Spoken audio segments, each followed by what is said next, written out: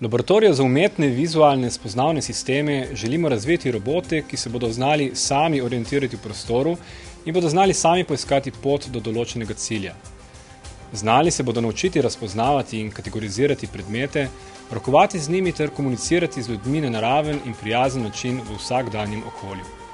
Takšni spoznavni sistemi naj bi bili sposobni generirati novo znanje na osnovi predhodnega znanja, zaznavanja, učenja in sklepanja. Zelo pomembno je, da bi se bili sposobni učiti na izkušnjah. Pri našem delu povezujemo metode računalniškega vida z umetno inteligenco in robotiko, pa tudi z dognanji kognitivnih znanosti. Vsi ti problemi so namreč zelo kompleksni in multidisciplinarni, zato sodelujemo z večjimi partnerji z uglednih tujih univerz v okviru številnih evropskih projektov.